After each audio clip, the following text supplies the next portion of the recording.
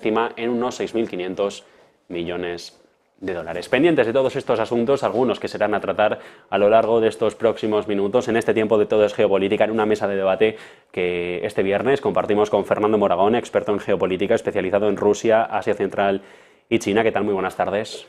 Hola, buenas tardes. Pues encantado, como siempre, de estar con vosotros. Y también sumamos a la conversación hoy a José Luis Orella, profesor de Historia Contemporánea en la CEU San Pablo. ¿Qué tal? Muy buenas tardes. Muy buenas tardes, es un placer estar con vosotros como siempre. Bueno, el placer es nuestro y si les parece arrancamos mirando a Rusia, a lo último que ha sucedido por el conflicto de Ucrania, ese cierre de ese espacio aéreo sobre Kaluga, el aeropuerto de Moscú, por la aparición de un dron que se suma también a los problemas que ha habido en otros dos puertos de la capital rusa en los últimos días y que no sé, Fernando, si también pone de relieve los problemas que pueda haber en esto de la guerra con respecto de los drones. Claro, es decir, como bien señalas, hay una cosa, una novedad, vamos, novedad a medias, ya se sabía de antes, ¿no? Pero que ahora lo ha puesto de manifiesto la guerra de Ucrania, y es que los drones son fundamentales en la guerra moderna.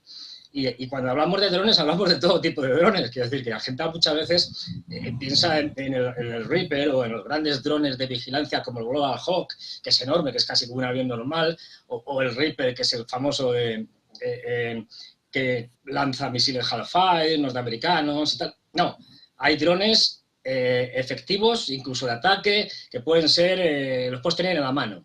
Es decir, ¿esto qué hace? Que puedas utilizar drones para un montón de cosas, entre ellas para sobrepasar las defensas del enemigo, volando a muy baja altura, que no te detectan los radares, y de ahí que sea muy difícil para cualquiera, para los rusos, para los norteamericanos, para cualquier país de los más avanzados tecnológicamente, frenar los drones. De ahí que haya una revolución, digamos, en el tema de los drones, una revolución de los drones en la guerra. Sí, en cualquier caso, José Luis, unos drones que ponen en jaque no solo a uno de los bandos, sino también al contrario, y que dan cuenta también un poco del otro escenario que se vive en la guerra, más allá del campo de batalla tradicional, sobre el terreno. No, totalmente. O sea que si hace poco celebrábamos por desgracia, hacia el centenario de la sería el escenario militar de lo que fue la revolución industrial, ahora estamos viendo que la guerra de Ucrania, bueno, pues está representando también la llegada de las nuevas tecnologías, en este caso de los drones, bueno, pues al ámbito militar con todas las consecuencias. No ya de un momento experimental, sino ya en este aspecto ya de una manera práctica y ya en un periodo ya absolutamente maduro. Hemos empezado viendo pequeños inicios, ¿no?, de exploración y ahora ya, bueno, pues que se ha convertido en un elemento indispensable, no solo para las fuerzas aéreas, sino también para las fuerzas terrestres, porque se han convertido, bueno, en la nueva caballería, ¿no? Son los ojos de las unidades militares, son elementos auxiliares de artillería, como bien ha dicho Fernando, hay todo tipo de drones pequeños para poder observar, realizar mapas,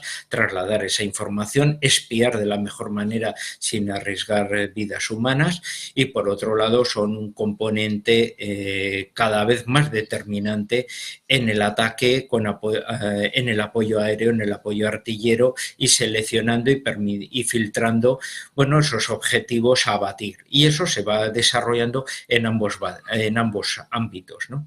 En el lado ucraniano, por la alta tecnología de la OTAN, que ya estaba en ello, por el otro lado, en el ejército ruso, que ya llevaba ya su tiempo experimentando aquello y que están poniendo ahora en la práctica durante la guerra ucraniana, ¿no?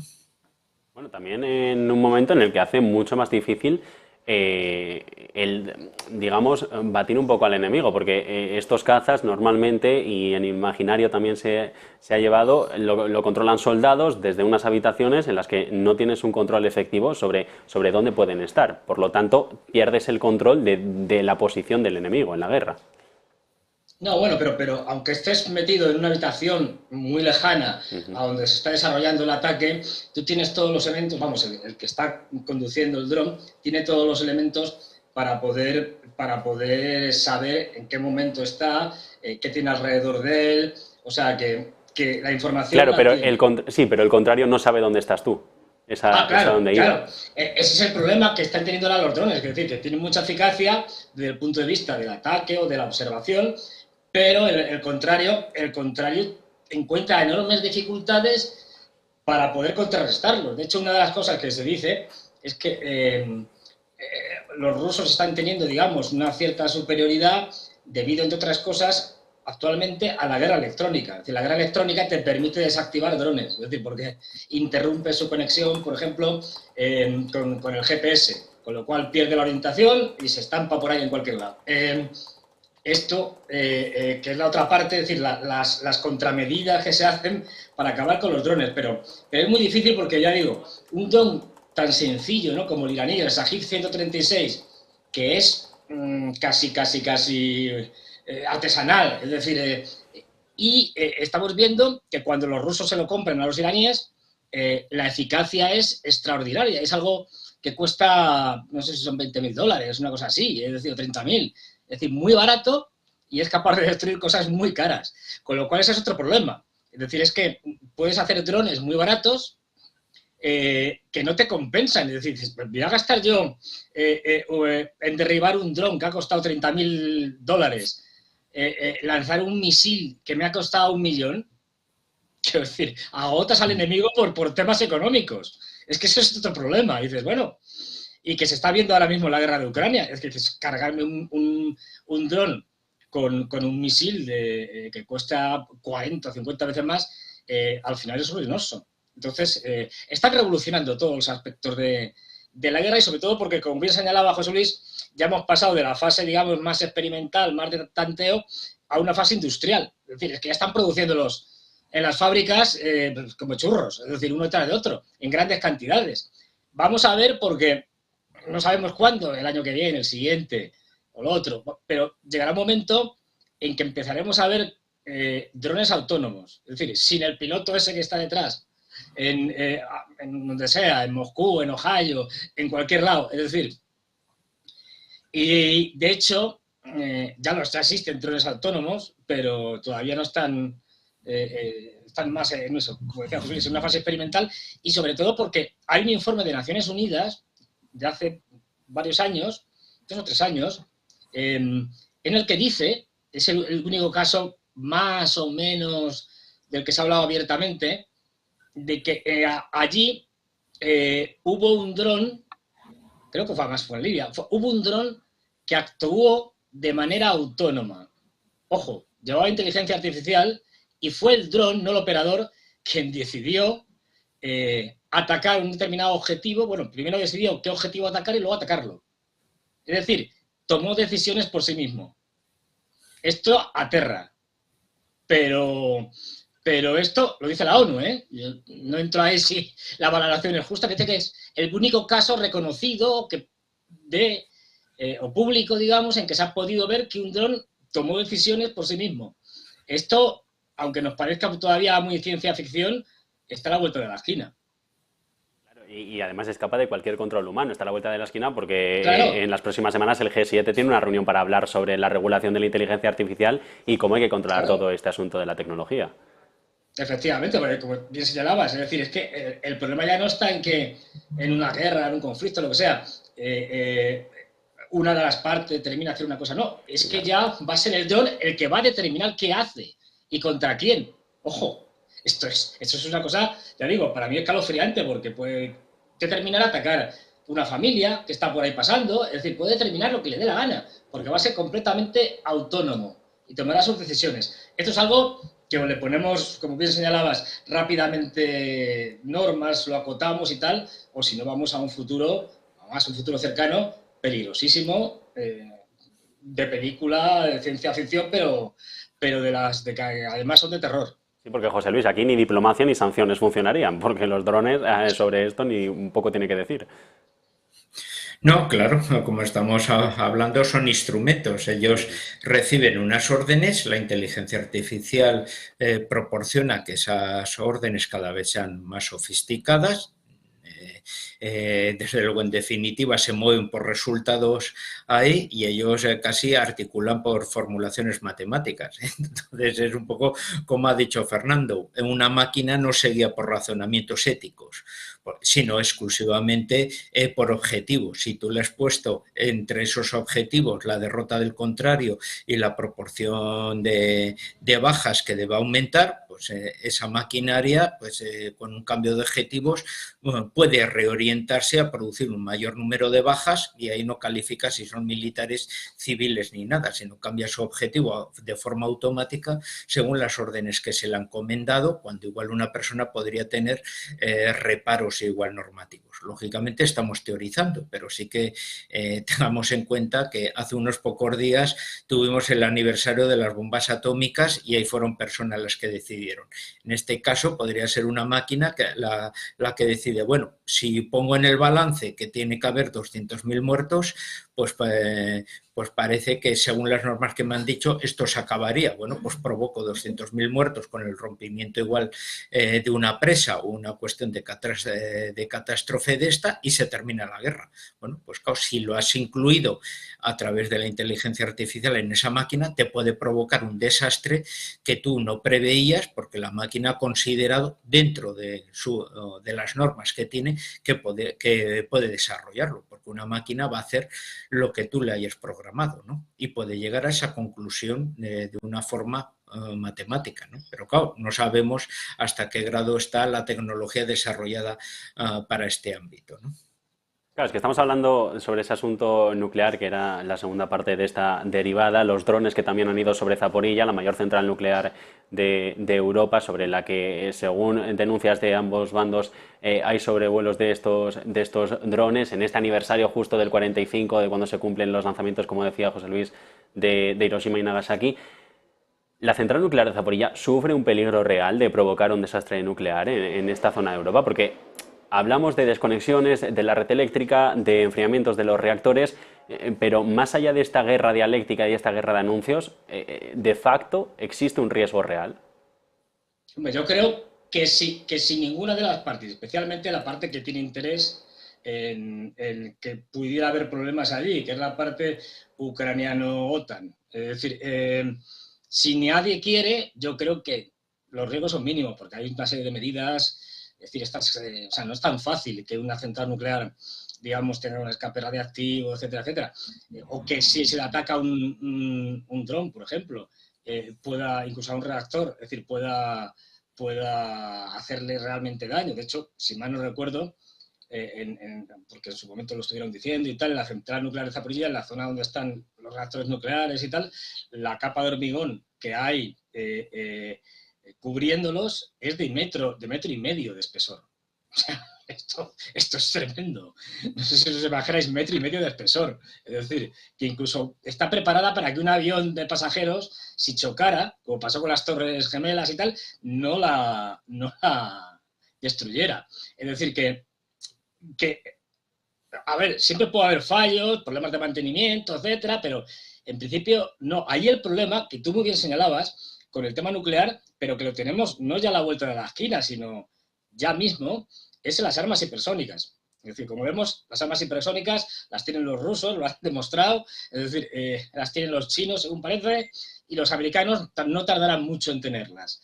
Y ahí sí que tenemos un problema grave, y es que hasta ahora la guerra nuclear y en la Guerra Fría, el famoso teléfono rojo, que no era un teléfono rojo físico, pero bueno, es decir, lo que entendemos por el contacto directo, siempre era posible hablar entre las dos partes en una situación de crisis, de emergencia. Y en última instancia, la decisión era humana. Es decir, la decisión era del secretario general del Partido Comunista, del presidente de Estados Unidos, en fin. Había una serie de elementos humanos. Esto va a desaparecer rapidísimamente. ¿Por qué? Pues muy sencillo. Porque cuando tenemos armas hipersónicas, si tenemos armas, por ejemplo, que van a más de Mach 20, como van los Avangard rusos, y empiezan a ir a más de 20 veces la velocidad del sonido, por tanto, es decir, y les cargamos con armas nucleares, eso significa que ya no hay tiempo para las decisiones humanas. Y volvemos a la inteligencia artificial. Tendría que ser un programa de inteligencia artificial el que decidiera, escenario que a veces lo llaman en broma, escenarios Skynet, por la película de Terminator. Es Es decir, tendría que ser la que decidiera si desata una guerra nuclear o no en función de un posible ataque hipersónico del contrario. Esto es aterrador. O sea, que la decisión de tomar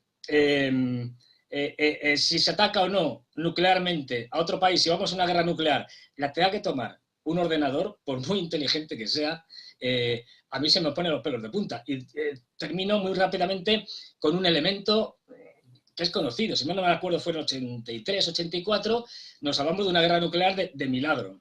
De milagro gracias a que había un ser humano. Es decir, en las pantallas de la Unión Soviética aparecieron las pantallas de detección de satélites que había en tierra de la Unión Soviética, empezaron a aparecer el lanzamiento desde Estados Unidos de 1, 2, 3, hasta 6 misiles intercontinentales. Allí había un coronel soviético que estaba al mando y tenía 10 minutos para decidir si notificar al mando supremo militar que había habido un ataque norteamericano o para decidir si eso no era un ataque, era un fallo de detección de los satélites soviéticos. Bueno, pues tuvo la sabiduría, era un experto, de pensar que eso era un fallo de los satélites. Y por eso estamos aquí, porque efectivamente era un fallo de los satélites. Si hubiera tomado la decisión contraria, no estaríamos aquí hablando de ello. Yo no quiero que esa decisión la tenga que tomar una inteligencia artificial. Este hombre, que es poco conocido, tiene una placa en Naciones Unidas, a ver si me acuerdo del nombre, y bueno, murió hace unos años en el absoluto anonimato y bueno, nos salvó a toda la humanidad. A ver si me acuerdo ahora del nombre de este militar soviético, que ya digo, tiene una placa entre los grandes hombres que hay en el Salón de Naciones Unidas porque salvó a la humanidad. En cualquier caso, en este teléfono rojo del que comentaba Moragón, José Luis, hablaba la película de Kubrick. Teléfono rojo, volamos hacia Moscú. En este caso, lo de volar hacia Moscú se está rompiendo. Hablamos también ahora de esas negociaciones para la paz, de ese diálogo que se quiere abrir para acabar con el conflicto, en el que en ningún momento se está invitando a Rusia a sentarse en la mesa de negociación.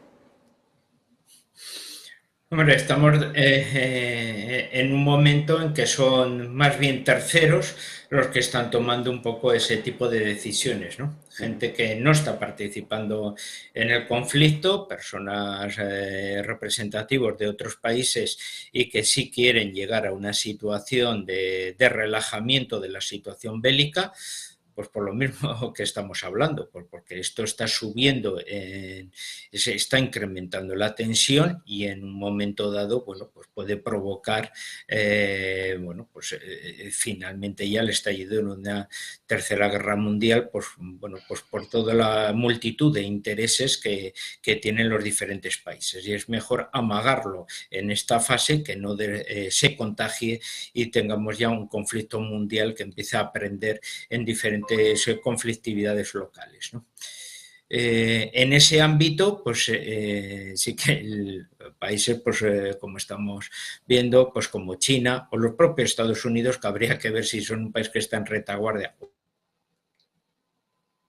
a través en el conflicto, ¿no? Porque es el principal país con Rusia, que está en uno directamente y el otro, bueno, pues a través del gobierno ucraniano enfrentándose, los que están proponiendo, llegando a ese tipo un poco de negociaciones en los cuales, bueno, pues más o menos se podría cocinar, ¿no? Un proyecto de paz que sería entendible o aceptable por los dos países que están en conflicto y que son los que están poniendo las decenas de miles de víctimas un poco en todo ello, ¿no? Pero que serían las personas con unos intereses más fríos los que estarían intentando llegar a ese tipo de acuerdos, ¿no?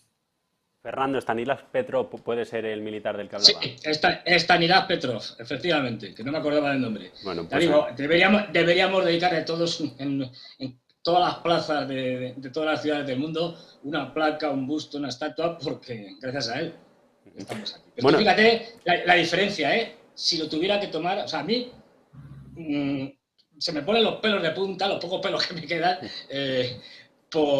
porque ese escenario está a la vuelta de la esquina, que sea la inteligencia artificial la que decida si hay una guerra nuclear o no. Bueno, de momento, y sobre lo que comentaba José Luis de la internacionalización del conflicto, Reino Unido hoy ha acabado el reclutamiento, el entrenamiento de varios militares ucranianos, y luego está Alemania, que según Der Spiegel se estaría pensando enviar más misiles Taurus. ¿Esto ayuda en algún momento a rebajar las tensiones? No, para nada. Es decir, al revés, ayuda a incrementarlas. Es decir, hemos visto desde el principio del conflicto prácticamente que lo que ha hecho Occidente, lo que ha hecho la OTAN, lo que ha hecho Estados Unidos es incrementar, escalar el conflicto, mandando cada vez tipos de armas más complejas, más letales. Empezamos con, acordaros, es decir, con sistemas antiaéreos portátiles como los Stinger y cosas parecidas. Luego se pasó a los cañones, tanto remolcados como autopropulsados, luego se pasó a los tanques, ahora que los F-16, bueno, las entre medias cosas como las municiones de racimo, es decir, han ido escalando. Resultado, cuanto más escalemos, los rusos pueden llegar al momento de saturación en que digan, hasta aquí hemos llegado. Es decir, ya estamos hartos de provocaciones, de que vosotros escaléis, vamos a dar una respuesta firme, contundente, para que esto se acabe. Y ahí entramos en un escenario que es impredecible. Es muy peligroso. Lo que está haciendo Occidente es peligrosísimo. Está jugando con fuego. Y además está jugando, yo lo digo siempre, es decir, está cometiendo crímenes de guerra. ¿Por qué? Pues muy sencillamente, porque ellos mismos, Borrell lo reconoce abiertamente y lo ha dicho, pero lo dicen abiertamente, todos. Es decir, hace tiempo que esta guerra se hubiera acabado si no es porque Europa, Estados Unidos, está financiando y proveyendo de armamento a Ucrania. Es decir, Ucrania ahora mismo, si tú dejas de mandarle armamento y dejas de mandarle dinero, no dura una semana, se hunde. Es decir, no dura una semana. Porque no tiene ya capacidades ni recursos materiales. Tiene recursos humanos, es decir, tiene soldados, pero no tiene recursos materiales. Entonces, prolongar una guerra, digamos, artificialmente, entre comillas, es decir, sabiendo además que no se puede ganar, eso para mí es un crimen de guerra, porque si todavía tienes la opción de poder ganarla, pero sabiendo que no la puedes ganar, es un crimen de guerra. Pero bueno, es que lo estamos viendo ya. O sea, el fracaso de la famosa ofensiva de primavera-verano ucraniana es de tal calibre, es decir, que lo ves en un mapa y dices, pues es que apenas han avanzado nada, 10 kilómetros en el mejor de los casos, en el mejor, ¿eh?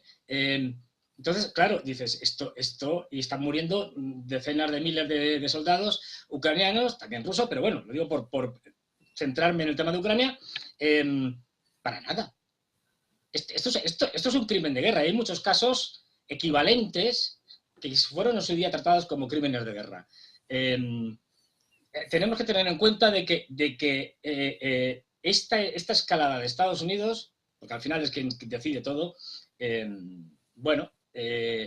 nos acerca cada vez más a una situación que puede descontrolarse fácilmente.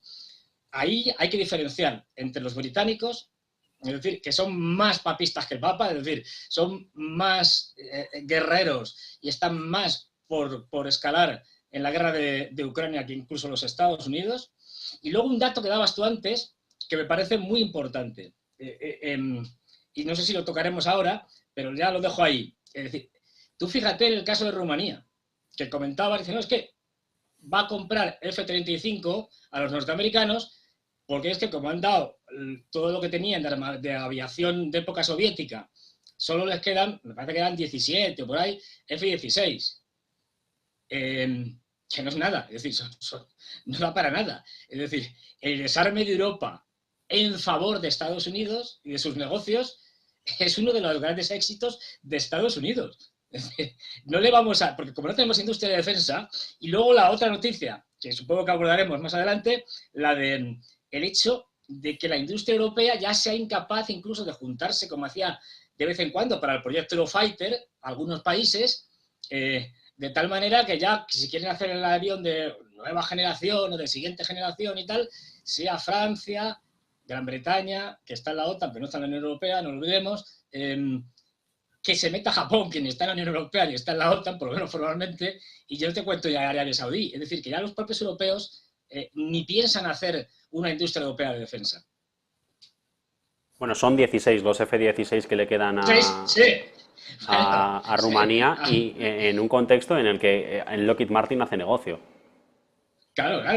Y además, vendiéndole un avión, el F-35, a ver, como bien sabéis, si hay un mercado capturado, un mercado que no es mercado, es el de armamento. Quiero decir, ahí los condicionamientos políticos son fundamentales. O sea, ahí no le compras al que te ofrece el mejor arma, al mejor precio, mejor calidad, etcétera. No, ahí lo compras por cuestiones políticas. Y viene Estados Unidos y dice, ¿me compras esto? ¿Por qué? Pues yo lo digo, tú lo compras. Nos está vendiendo a los europeos el F-35, que es reconocido por muchos, incluidos los norteamericanos, el peor avión de caza prácticamente de este siglo y del siglo pasado. Es decir, un desastre con unos sobrecostes brutales y que ya los propios norteamericanos lo consideran como un fracaso, incluso como un fracaso de diseño. Y ya no solo esto.